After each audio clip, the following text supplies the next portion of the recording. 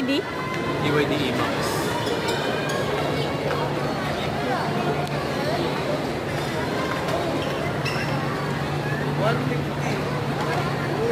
Kaya siya.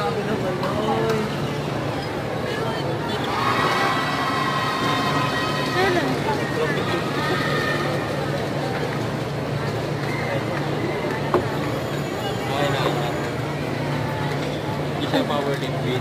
7-seater. 7-seater siya.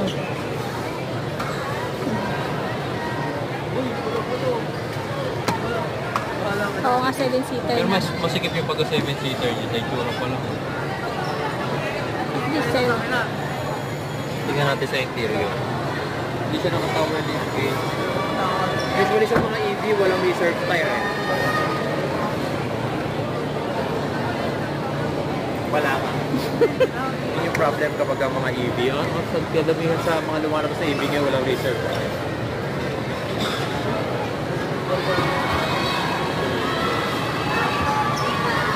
Maganda yung interior niya. Wala siyang sunroof. Pero wala siyang air vent para sa passengers. Nandun sa taas. Air vents niya. Oo. Dito sa third row ang wala yan. Meron din. Meron din. Ayun. Ganda din. Tapos naka 360 camera. Malalaman mo naman na naka 360 camera na.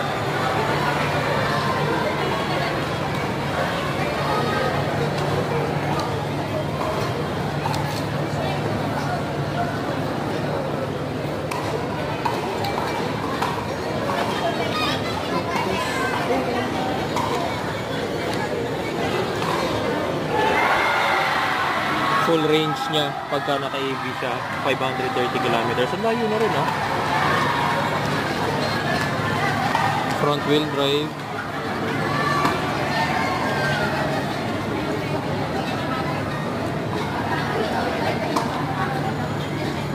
Ganda, no?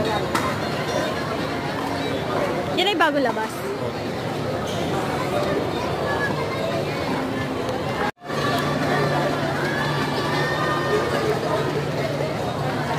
Ready, oh.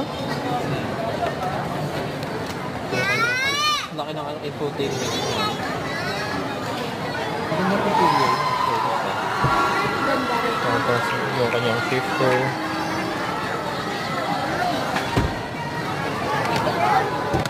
Kaya yung tsura ng engine bay niya. Tignan natin, engine bay.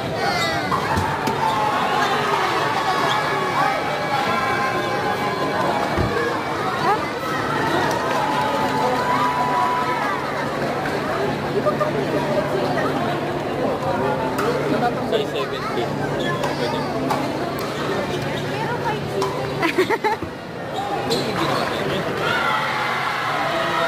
Wala na siyang gasolina engine. BMC.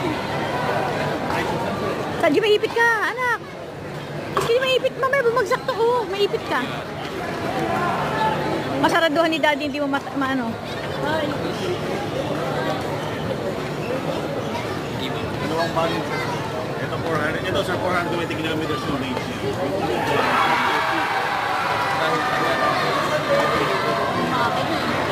Tapos yung driver, 6-seater sila captain sir. Tapos yung driver sir, automatic. Pero wala rin reserve. Wala rin. Ang meron na.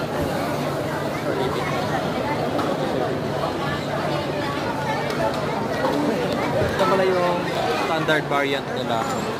Yung captain daw kasi nila, 6-seater kasi yung second row naka-captain seat tapos meron siya sunroof.